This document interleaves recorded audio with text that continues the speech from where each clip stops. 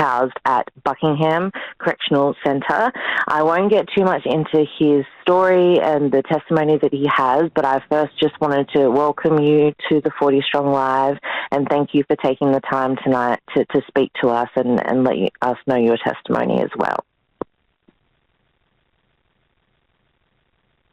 If you could kind of go back, Yusef, and tell, I guess, the people that are watching and people that may not be aware of you or are tuning in for the first time, what led up to you finding yourself with a sentence, I guess, right up until the court case? We'll go up until the court case first off. Okay, the crime, I would like to say before I start that his name is Javon Johnson, and his life meant a lot to his family and his friends. Every day I regret the role I played the night of the crime, and the young man didn't deserve to lose his life the night of the crime. The night of the crime, Javon Johnson and I got into an argument after I asked him and his friends to leave from in front of my apartment, which led to me pulling out a firearm and pointing at him as we continued to exchange words. In the midst of us arguing and his friends on both sides trying to calm us down, me and Javon Johnson, I informed him and his friends to leave from in front of my apartment. Eventually they turned to leave and I put the firearm back in my pocket when they was walking off. As they continued to walk away and was, they say, a football field length of 276 feet away, one of the guys in the group that was with me asked me could they fire the firearm in the air to scare them. I immediately told him no, and instead of me walking off then, I decided to take it upon myself and pull the weapon back out of my pocket, pointed it straight up in the air and fired it multiple times. Firing the weapon straight in the air caused a reaction. Of course, it caused others to start shooting from two different locations. And when the shot stopped, Javon Johnson was struck by a bullet and took his life. Javon Johnson being the same young man that I was arguing with. I received life plus 3 years without the possibility of parole and geriatric release at the age of 60 for that night of the crime. And I was convicted with circumstantial evidence. That's what I would like people to know about that. Yeah, I guess I have questions, and I'm sure other people have questions, and obviously we are sensitive to the victims, and if the victims are listening or tune in, that this is not a question of an event happening. A life was lost, and we are very aware of that, and it's very important to acknowledge that a life was lost and an unfortunate life was lost. I guess, did you have any co-defendants, first off, that were charged with the homicide as well, or was it just you? It was just me. They had a lot of evidence was withheld, and again, through the Freedom of Information Act request that was filed in 2021, I found out that they actually had crime line tips from the Newport News Police Department with statements saying that Hasan, which is me, was not the one that took the young man's life. And also, they had another crime line tip the 2 hours after the crime happened that had partially redacted, you can see the name, and it's not mine, of somebody that was holding the gun. But these documents were withheld, so no, I did not have a co-defendant at all. It was just me. It was just you. So even though... Yes, ma'am. It was obviously there was multiple people at the scene, there was multiple people involved, the only person that was charged was you and questioned was you. Yes, ma'am. Yes, ma'am. They through the ballistic reports and evidence from the crime scene, they had 3 different caliber bullets that were found on the scene. So they said that a total of 5 weapons were fired, but they narrowed it down to 3 the night of the crime. The witnesses were asked, did they see who fired the fatal shot? No one knew. They asked, did they see me fire any weapons? They said no. The bullet that struck the victim was never recovered, so they don't know which actual, bullet caused this, took his life. they had a witness. I would save her name for, I don't want to put the names out there. She was a juvenile at the time. I have these documents. She came forward and said she actually seen the person that fired the shot. They never made her available to my lawyer in 2006 to be able to even question her. Instead, they used somebody else that they found out through documents was, lying in the case. Right. So it was a whole lot of things that was withheld in my case. Right. That could have proved my innocence. Absolutely. Okay, so did you, I'm going to assume you went to trial. Did you go to trial? Yes, ma'am. I had a jury trial, 3-day jury trial, February 6th to February 8th. Okay. Public defender or a paid attorney? My grandmother, she hired Robert E. Long from out of Hampton, Okay. a paid attorney. Okay. And so you received life plus 3 years, any time suspended? No, ma'am. When the judge was asked to suspend it at the time, he said that the jury sentenced me to a fixed time, and he refused to suspend any portion of my sentence. Right. Okay. And so if we look back at the date of the crime, do you apply for any post-conviction relief in terms of fishback, juvenile? Obviously, you mentioned geriatric, but do you fall under either of those in terms of parole? No, ma'am. I don't fall under either one of those. Okay. No, ma'am. So obviously, people that are tuning in are probably very aware that parole was abolished in Virginia. There are a couple of laws that apply in terms of people that are under the age of 18 and people that were sentenced before the date that juries were made aware that there was no parole.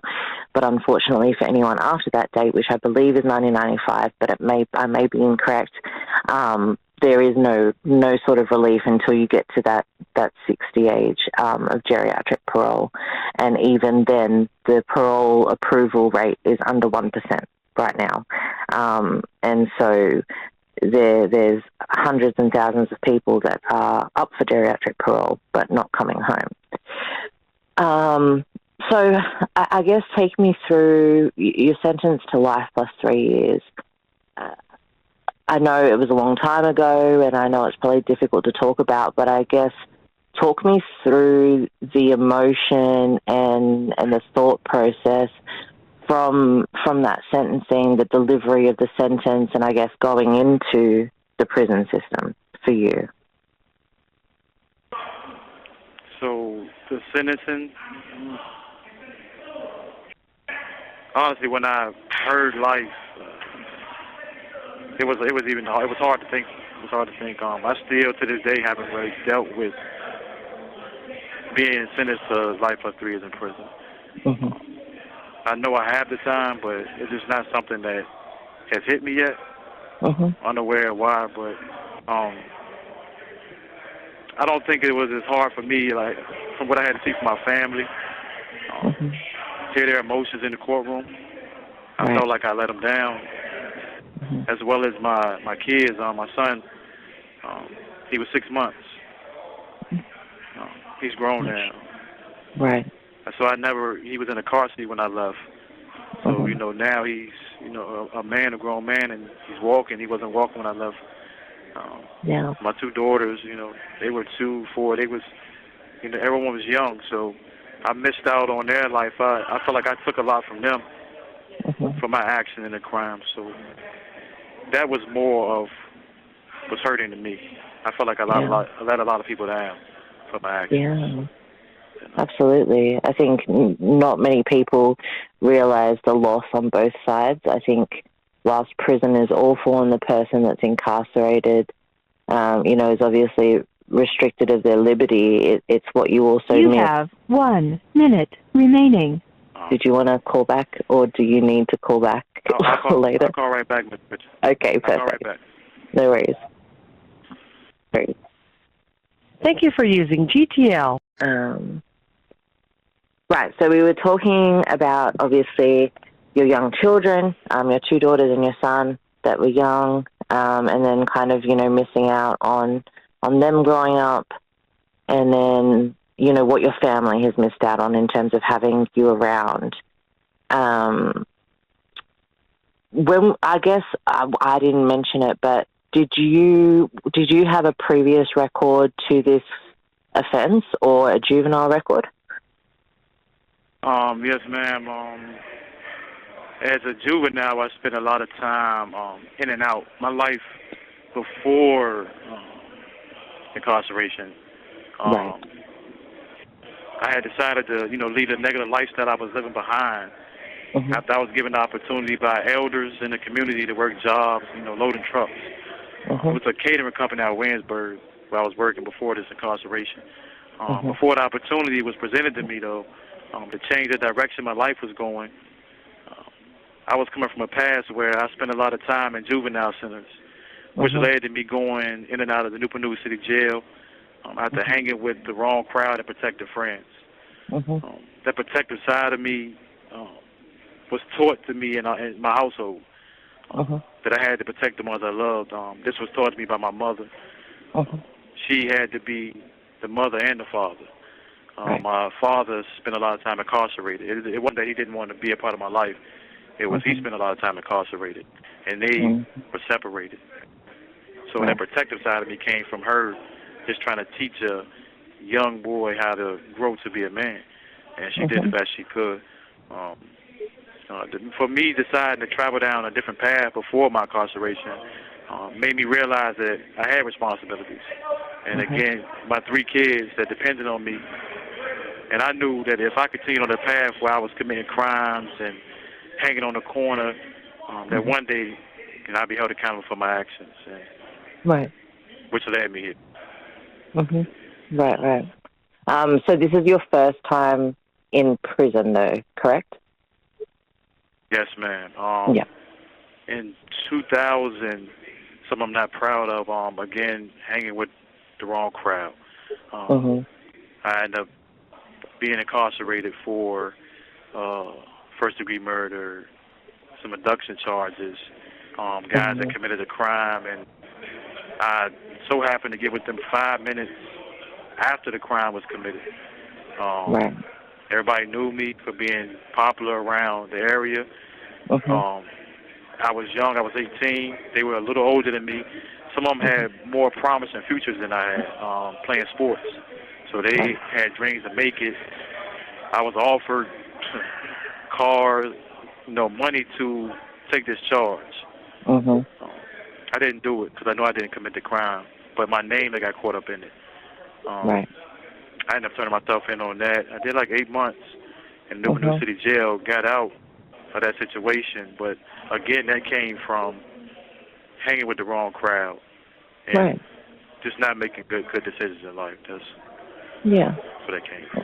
Absolutely. I think, it kind of was prevalent to me, and, hosting these lives and speaking to men and women in different situations and similar situations that we see a lot, especially in Black communities, that we have, single parent households, and it's almost like a self-fulfilling prophecy, like dad is incarcerated or has substance abuse issues, and dad may be in and out of the home. And then so you have mum trying to do her best and working all these jobs and having, the older boys or even the boys in the family having siblings that they feel like they need to provide for and mum that they have to step up for. And it's almost those circumstances that can lead or contribute as well to the behavioural decisions or the people that we associate ourselves with. So I think, and that's a topic for another time, but it just indicates that the problem is far bigger than just crime, right? It's a flow-on effect of what we're seeing through families. So, and I know that a lot of people that are watching are going to be able to resonate with that, particularly within their families as well. So thank you for sharing. So let's kind of go through, I guess, your time through incarceration. How much time have you served already? June 6th, 2025 will be, June 10th, 2025 of this year will be 19 years. Okay. In the Department of Corrections, they have that rule. You have to, the day you step foot into the Department of Corrections is when your time starts. For my jail time, it'll be 19 years. Department of Corrections, it'll be 18. Got you. And a half years. And so what did that look like from the beginning? So, you say kind of like that life hasn't hit you. And I think in a way that's kind of, it's a good thing, I think, because in a way it's kind of like, I know that this is my sentence, but it doesn't have to be my sentence. And I say that in inverted commas because, when we fight and we try to manifest an outcome, sitting there and just giving in to the fact that you have life on paper isn't going to serve you in terms of your fight for freedom. So from day one, have you been, lodging appeals, habeas corpus, education-wise? Like, what's it look like for you for the last 19 years?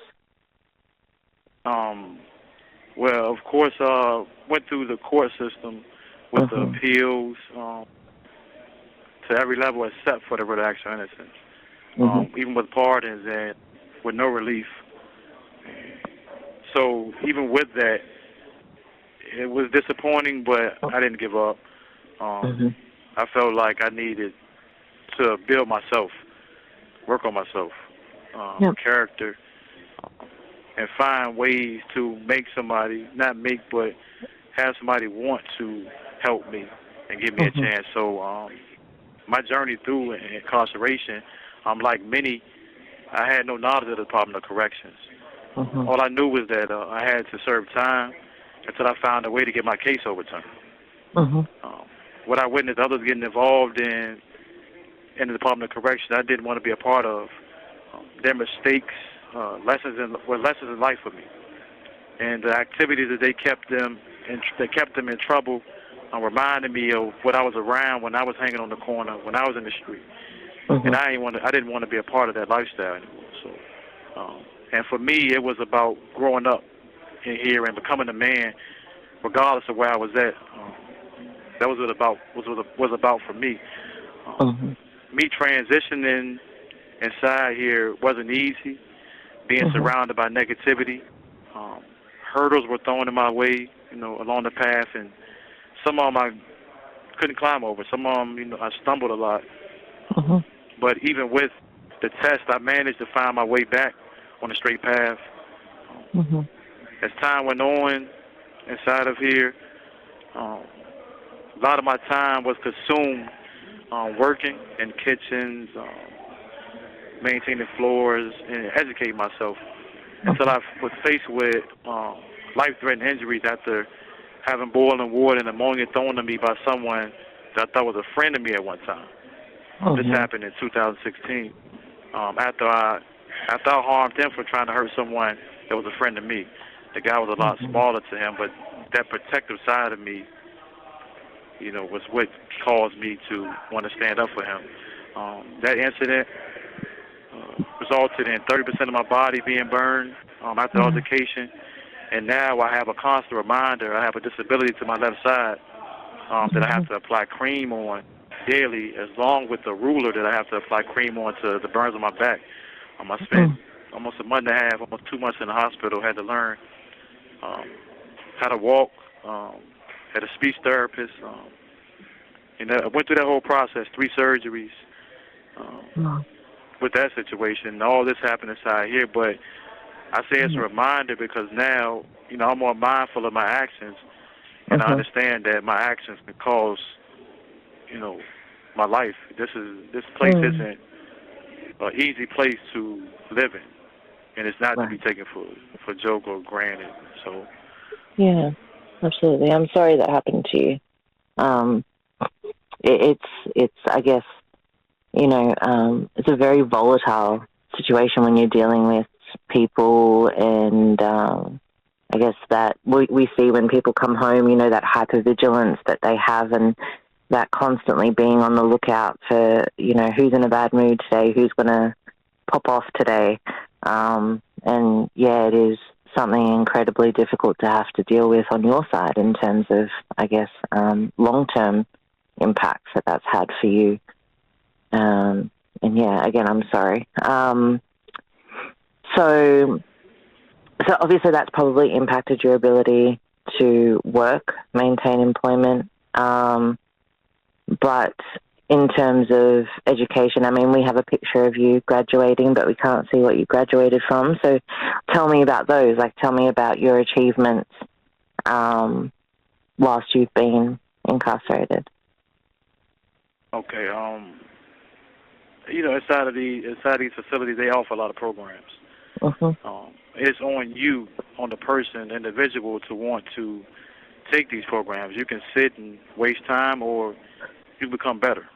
But you have to want to improve yourself. You have to want to grow. So coming inside of here, education by elders was pushed when I came in. Now you don't see this. But when I came into the Department of Corrections in 2007, it was pushed by the elders to attend school. So I took their advice and I enrolled in school. At the time, I didn't have my GED. I honestly didn't think that I can get it because I gave up on myself in school a lot with trouble. Kept me from excelling. So I enrolled in school, got my GED. I actually ran into a guy here to help me get my GED. His name is go by the name of Bates. He was a tutor, and I thanked him when I got here for helping me get my GED. It was a blessing. I was able to show my grandmother and mother that I can do that, and all I wanted to do was put that on their wall. I remember, having that thought, like, I can put this on my mom's wall. My grandmother, they could see this. So that was a big thing for me, but receiving my GED motivated me to keep going. Learning different things was challenging. And once I completed each one, I kept going. And as I continued on, I look back now and I'm 28 certificates strong. I have 28 certificates over the time I've been incarcerated. To name, because it's a list, I'm a two-time graduate from Stratford Career Institute in plumbing. I graduated with highest honors in creative writing from Stratford Career Institute. This was a place, an institute that my grandmother paid monthly $32.16 for me to take these classes, an outside vendor. As far as in the Department of Corrections, a master custodial maintenance graduate in wall cleaning, flooring, waxing, window cleaning, and commercial institutional cleaning. Of course, I graduated in 2013 from Sussex 2 for my general education development certificate. Received 10 certificates from Behaving LLC in values, clarification, goal setting and achieving, reentry, money management, personal development, anger management, job placement assistant, problem solving and decision making, employment skills, counseling on individual community, reentry concerns, victim awareness, which was very important, and restitution. And I'm also a contributor in the Virginia Tech pilot course. I was a contributor to that at River North, where they had launched a pilot course where they had a guy named Dr. Sylvester Johnson come in and teach us. And it was on the studies of Incapass, the study of literature, cultural history, critical analysis, and communication skills. And then he returned again on creative writing, and he said the class was a success. So since I've been incarcerated, these are the programs that I've took. A lot of them have been outside vendors. But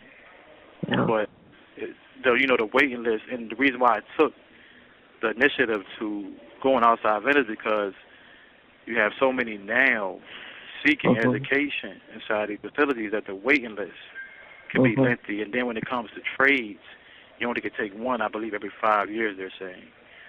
So that's why a lot of my certificates have been outside vendors. But what I did was, even for the ones that weren't accredited, I went and had the counselors place them in chorus so people can see these and see my accomplishments. Fantastic. Congratulations. You've done more than most people out here. So it's incredible. I mean, I have a degree, but I mean, you put me to shame. So it's education is power, right? And I think, and it's also those transferable skills. The ability to be able to communicate with people, the ability to make decisions and understand decisions, and then also real world application of skills. Employment-wise, making sure that, when you come home that you're able to obtain employment and apply those skills that you've learned. So it's an incredible journey that you've had through that, even though some of them have had to be from the outside, but like you said, they still apply, right? Even if they didn't load them in chorus, I always encourage people to keep a track of things that they've done that are sourced from outside, because especially with those longer sentences, you do get waitlisted. There's a lot of no's that come up, and they're less likely to approve you for internal courses because of the amount of time that you have. And so people that have a least amount of time do get put into those programs earlier. So also, just on another point, you've written books. So do you want to tell us about your author journey as well? Yes, ma'am. Becoming an author, I felt like You have 1 minute remaining. I'll call you back. You want to call back? Perfect. All right, easy. I'll call you back. Okay. Okay, go ahead. My journey becoming an author, I knew that I had a story to tell. I just needed a way to tell it. And I had a roommate. His name is Tutankhamun Waterman. He is a published author of multiple books on Amazon. He introduced me to the writing. We was in a room. We was at Wallace Ridge State Prison. He told me to try to write 10 pages a day, then come back and edit each page. And this was something that we did every day. At Wallace Ridge, you spend a lot of time in the room. So we would write 10 pages each day. After you finish the 10, you edit them. So he started me with it. So I took his advice, started writing, and came with my first book called Caught Up, which is a nonfiction novel that would take you through the journey that got me here. I wanted to tell my story. I didn't want to write fiction. I wanted all nonfiction. But I put it in character mode because of my situation, and use, different names in the book. Once my first book was published and I saw that people was reading and commenting on it and looking for more content, I just continued to write and put out part 2 to Caught Up, which was Belly of the Beast. And then from there, that went into Caught Up gives you my life from before the crime happened into the crime and the events.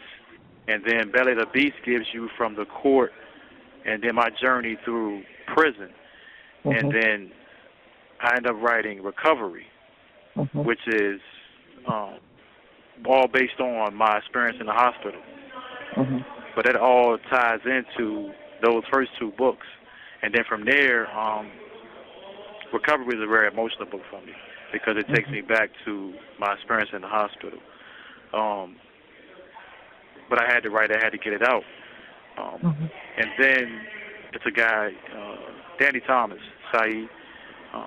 He was at River North with me. He had got my mind on something different as far as the legal side of things and advancing my writing. So we wrote a book called Redemption, co-authored together a book called Redemption that we put out. And we're speaking on pardon facts, and stuff like that, showing growth in our writing. And then from there, continued to write nonfiction novels. I wrote Soulmates, Aisha Muhammad. And then I tapped into, which was dealing with the time of me going to court. I've been back to court like 3 times on DNA testing, trying to prove my innocence. So it takes you through that journey too. And then from there, I wrote Not Surf, which is, my sister came with that name. It's actually Free Son backwards. My middle name's Hasan. And that's a spoken word one where I was able to get out old feelings and thoughts from my childhood, things I went through, trying to bring people into what got me to this point in my life. And then from there, I just fell in love with spoken words, so I put out No Longer Silence Volume 1. And that was, I was a River North Correctional Officer at the time, and what I did was I noticed that a lot of guys, not just me, I noticed that a lot of guys had something to say, but they had no way to get their voices out there. So my wife, Ms. Sykes, she publishes books. We actually linked. That's who published my books. Except for Caught Up, she published the rest of them. And what we did was we went on Amazon, independent publishing, and we found a way to put this stuff together. And I thank her a lot for what she done, because she put this stuff together and made it, to what it is now. So what I did was I got a collaboration of guys' writings, and I wanted dudes men inside here, no matter their race, what they were into. I wanted to show them that they could accomplish something, because a lot of guys I notice will feel better about themselves if they know they've accomplished something or they can show something. And I wanted to be the one to help them go in that direction so they can start, just start doing different things. So I got their writings. I told them, give me some time. I put it together, formatted it, went back, and I took that class, the creative writing class. I learned how to edit. So I fixed their stuff up. And the collaboration of No Longer Silence Volume 1 is different guys' work. And when I completed that project, it was so many thank yous, and guys were able to give this to their kids and say, son or daughter, this is what I did. And I felt good about that. So with that, I did that, and then I contributed to the Unlocked Journals that they have out now. I did 3 of my spoken words in there. And then recently we just released Standing Tall Until the Walls Fall through Creative Rain Publishing, which is a publishing company. And one of my Muslim brothers, he's still at River North Correctional Center, he came up with it. And Standing Tall Till the Walls Fall speaks on, it's a magazine out on Amazon now, it speaks on second chances, parole, rehabilitation questions that were asked to us from his aunt, Miss Ann, that published the books, the magazine for us. I had to write on the topic of the Georgia shooting, the 14-year-old and his father. They wanted me to write on that to give advice to the youth of how not to get caught up in that and how to think before they pick up weapons. So that's out right now. But for me, being able to express myself through writing and share my journey is therapy for me. Just being able to call home and tell my mother, grandmother, and kids I published a book made me feel successful. Also, my kids, they proud of all of them. They are. My son's going to be merchant seaman. Definitely proud of him. My daughter, she's about to graduate from Norfolk State. My other daughter, she's in college in Richmond. Proud of my kids. But I was able to show them, just because Dad's incarcerated, that I can still become somebody. So it's showing them that regardless of where they're at in life, nothing can hold you back. If this is what you want to do, keep at it, and you can be successful. So in the end, I just believe that we all have a story to tell, and you just have to find a way to tell it. Absolutely. Kudos to you. You mentioned Danny's name. We love Danny around here. We've worked a lot with him. Yeah, he's over at Ride Up now at Greensville as a peer recovery specialist, and we work a lot with him. We sent over some books to help with the program there, and we did a fundraiser to get some extra materials over there, and he's a wonderful, wonderful person. So I'm glad that, it's, I see all the time, prisons are designed to isolate you from others. It's a lot of lockdowns, it's separate cells, it's, you're not allowed to they don't encourage you to sit around in pods and congregate in groups and so on and so forth. So I really love to hear when people are coming together for good, and whether it's collaborating on a book, whether it's sharing faith, whether it's mentoring, whether it's peer support, whether it's, helping someone through a struggle that you might have been through.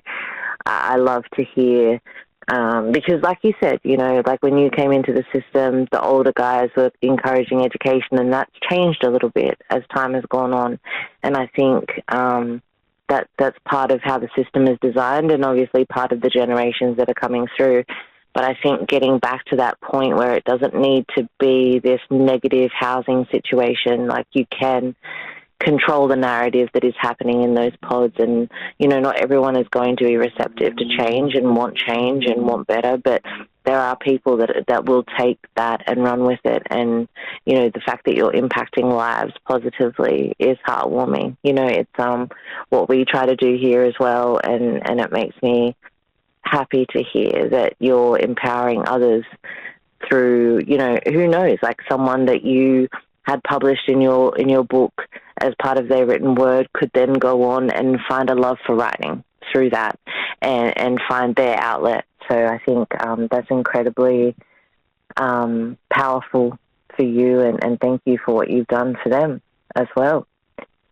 So I guess, can we move on to, like, what next for you? I know we spoke before the recording about the kind of processes that you're going through right now, but if you can kind of talk to our audience about what your stage is at in terms of your fight and what's going on for you right now. Right now, I read my plans from here. I like that title of it. I just felt like I never gave myself the opportunity to truly see who I could become. Mm-hmm. Over the years of me being incarcerated, I've had time to take up classes, trades, and gave myself more options when it comes to working once I'm granted a second chance. When it comes to working, to provide for my family, I plan to use the skills that I've acquired in custodial maintenance to negotiate contracts, maintain the floors, the knowledge I have in plumbing to find work in that field, and to continue writing books while I build my own independent publishing company. These are my plans. These are some things that I would like to do once given that chance. In my downtime, I plan to continue giving back to the communities through my foundation. Me and my mother created the Daisy Foundation, which is on Instagram. And we, so far, have gave back. We gave 24 book bags to kids in Richmond at the time when they needed book bags. We also fed the wellness center in Richmond. We've fed them, and we've given out also underclothes to men that's coming home. My family owns Franklin Grove Reentry Housing in Richmond off Chamberlain Avenue. So me and my mom came up with that foundation. So through there, I plan on, through that foundation, keeping on working, with giving back and reaching out to the youth so they won't continue to come into these revolving doors. I have a family member that just was released. He's been released about a year. Walter Harris is his name. He speaks to the youth now. He's out there. He attends lobby meetings, and I speak to him often about the youth. And he's navigating a lot of guys, the younger guys, to leave this negative lifestyle alone so that he won't continue to come inside of these walls, these facilities where it's so hard to get out. So I also have a plan to, connect with him once I'm home to see how can I be a benefit to the community as far as helping the younger guys out. But a lot of my time I'm going to spend with my family and enjoying, my kids. Absolutely. Like that. Definitely. I love the plans. I mean, I don't even have that many plans, so you make me feel inferior. I'm just like, you know what? I just want to get through the week, Like, let's just get through the week. That'll be good. Yeah. So in terms of your legal avenues that you're going through right now, what position are you in terms of the post-conviction relief that you're seeking? Right now, actually going through a disappointing time, but there's nothing that's going to stop my progress. Before I left Rivernoak Correctional Center, I filed my motion to vacate void amnesia with exhibits showing who was actually holding this weapon. To see the name was disappointing to me, but I filed that, and also the document showing that they had called the Newport News Police Department and told them that I did not commit this crime with somebody else by name. They actually named 2 people, and these people, again, were never charged. So now I have that motion in Newport News Circuit Court. I filed a $25 money filing fee with it, the 2 motions, to keep the process going. Last week, I found out I had my grandmother contact Newport News Circuit Courts and found out that they don't. What they said was they have not received any of my paperwork. Don't have anything. It's been over a month of these documents being sent, and I'm asking for my release. I have filed other stuff in this court where I'm not asking for my release on DNA testing, and they respond quick to it. But now that I'm asking for my release and I have documents proving my innocence, I've been withholding innocence, and I'm claiming Brady claims in there, and I have case law. They're saying they don't have my documents. So now we're going to go about a different route. Funny, me and my wife, I usually send her documents, and she usually certifies, send a certified mail. But this time I took upon myself to just to mail it, which I got copies done to the business office at River North Correctional Center. But they don't have it, so now I have to refile this again. Again, I'm asking for my release, and in my opinion, there's some corruption or something being done, with those courts when it comes to my paperwork, and now that I'm asking for my release. These aren't false documents. These are from the Freedom of Information Act. Now, everyone knows they have changed the law with the Freedom of Information. They have made it harder for inmates to receive these documents because these documents contain information that proves innocence. Right. But now, at one time, you could just receive them and they're redacted. And what I did was, mine was so redacted. What I was doing was, you got to improvise, so I held it up to the light. And it was showing me names through the light, and I was able to put it together, and that's how I was able to format this stuff. But right now, I'm fighting to get my motion to vacate void amnesia and ask for my release into the Newport News Circuit Courts. That's where I'm at. Yeah. Perfect. You have 1 minute remaining.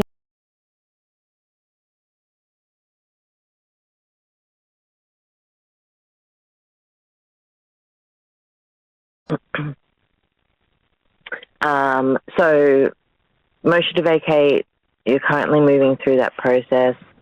And I mean, I don't know much about the law. I did 8 classes in my bachelor's degree and promptly decided that law wasn't for me.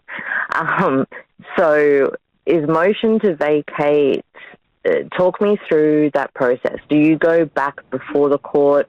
Is it do you submit your evidence and then the prosecution has an opportunity to submit evidence? Like, what is the process throughout that? Initially you have to serve the clerk of the circuit court, the original, and then you serve the Commonwealth attorney a copy. The Commonwealth attorney is the one that acts as the the attorney for the city of Newport News. So he is the one who responds, responding to my motion to vacate. He can decide with it, or he can.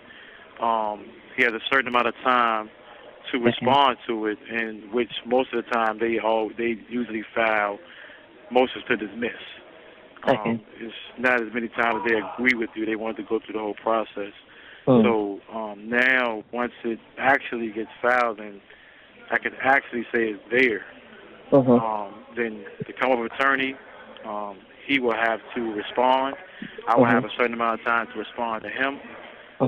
The judge will review this. The judge, the Newport News Circuit Court, he can decide to call me back, the way the process says, back to Newport News in front of him, and being that that's when I release on the facts and that they have, he can decide on it there, or he can to a discretion, he can deny it, and then I will have to appeal it to the higher courts. And then the end result, the higher courts can decide on it. They can decide to side with me, or they can send it back down to the Newport News Circuit Court and have them retry me, or go through that process again. Okay. Because I have no. And it sounds like very quick when you mention it, but like there's obviously, the Commonwealth Attorney has a certain amount of time to reply, and then you have a certain amount of time to file, and then I assume that it can sit with that judge for, like, they don't have a time bar, I'm guessing. Like, it can sit with him or her as long as they take to process that. So it can be quite a lengthy process, I'm assuming. Yes, ma'am. Yes, Yeah. Okay, so in terms of how we can support you, obviously we're making sure that people are aware.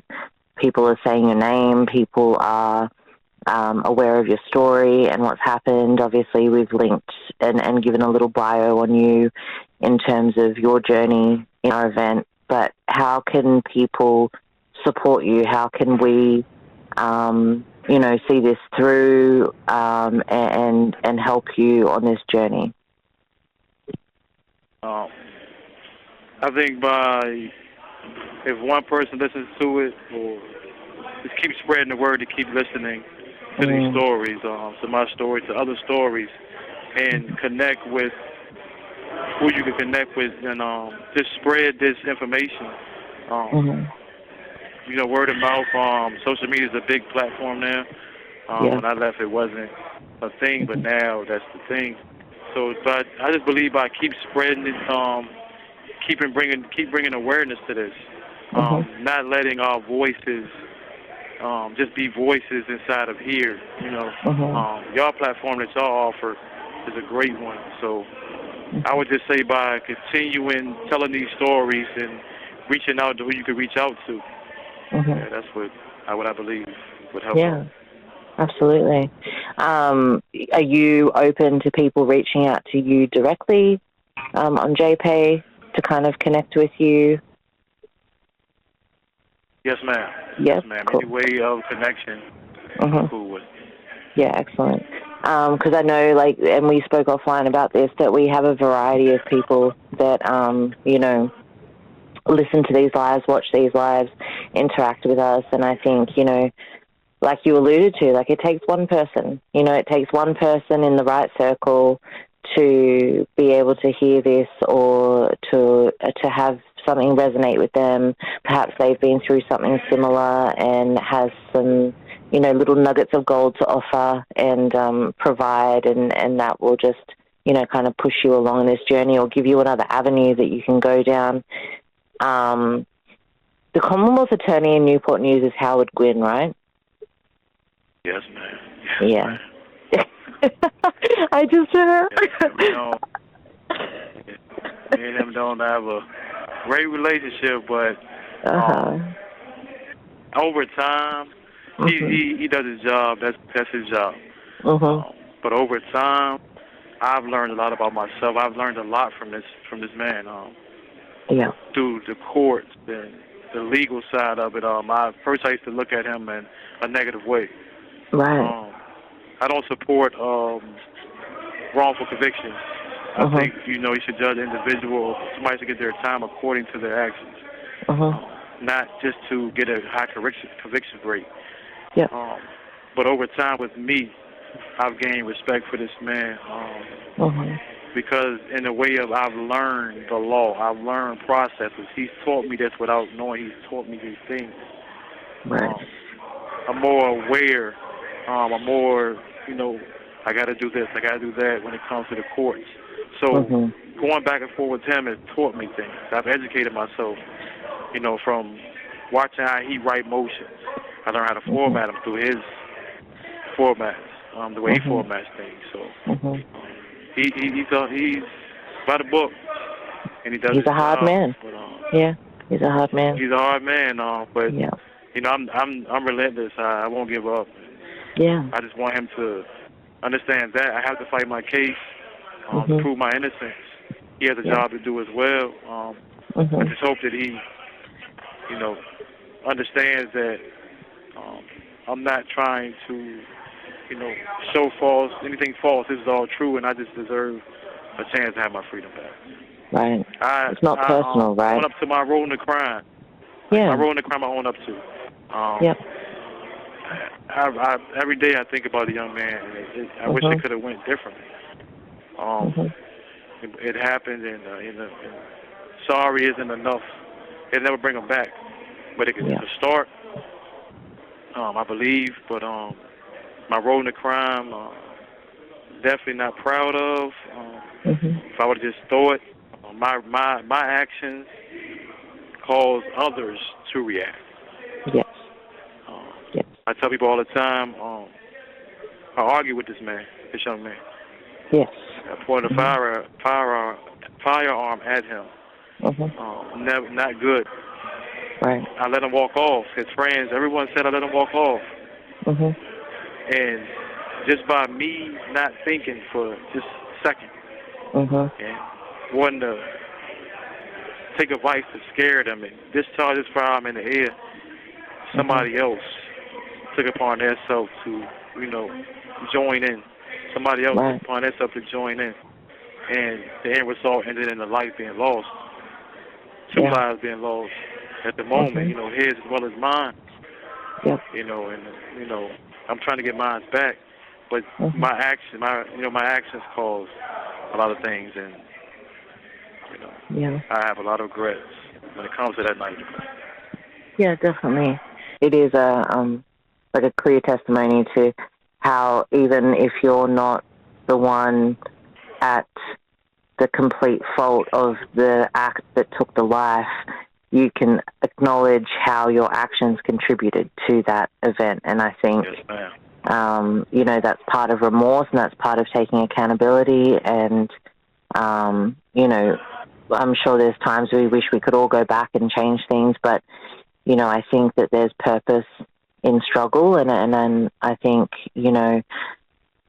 we look back and we go, okay, well, if you hadn't gone through this, and, where would you be? Would you have turned your life around? Would you have written all of these books? Would you have got all this education? And I think, it's a shame that it took prison to do that, but you definitely, utilize this time for the better. You haven't just gone, well, I have a life sentence, so for lack of a better word, effort, I'll just, this is my new life, and I'm going to, sit here and just walk the days away and succumb to the community that is prison. So I think, there is positive to come from everything, and people struggle.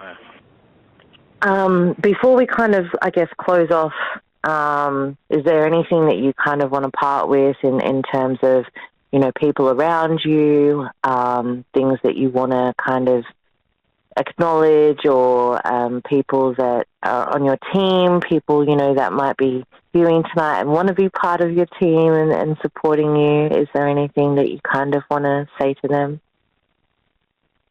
I like to, of course, thank you, Ms. Chris, for the strong team, for the opportunity, for helping me get my voice out there, for helping me get my story out there. Y'all do a great job. 40 Strong, Ms. Chris, y'all do a great job. We greatly appreciate everything y'all do. And there's so many more that's, seeking y'all help, and I know y'all will reach out to them, so we definitely thank you for that, and I want to thank y'all for that. My kids, Yusef, Dolly, get emotional. I have a daughter through marriage, Kishana. But my kids, I'm proud of them. I thank them. They keep me going. They keep me going. That's my motivation. My son, he's on the phone. My son, Yusef, he's want to be better than me. I push him. I push him to do better than I did. And he's actually doing it. So I'm proud of him. My daughters, I'm proud of them too, Dolly. Proud of all of them. So I thank them because they made me better. My mother, my grandmother, been there from day one. Good times, bad times. They're here, been riding the whole time. If I'm missing anyone, just lack of preparation. But last year I lost my father. Before that I lost my grandfather. Two great men in my life. I didn't have men in my life, so my incarceration brought us closer. He was coming to see me. My grandfather passed first. That was a lot. That was a lot for me. Danny Thomas had a chance to meet him. They talked and stuff like that. That was rough, but my grandfather always told me, hold fast to the rope for law. Me being Muslim, he raised us like that. Lost him. That was a lot for me, but he's the motivation. My father passed last year. Tough loss. But both of them, it's memory. I remind myself to continue to keep going. I know they're proud. So, they're not here for me to thank them, but I thank them for everything they've done for me. Made me a better man. So I just want to thank my whole family, sisters, brothers, for everything everyone has done for me. And I just ask my advice, before I go, I want to leave advice to the youth. Getting emotional here. Never stop dreaming. Never stop dreaming, knowing that your circumstances dictate who you want to be. You have 1 minute remaining. You always have a choice. And that's what I want to leave with, Miss Christian. I thank you. Thank you for this opportunity. You are so welcome. You're so welcome. I want to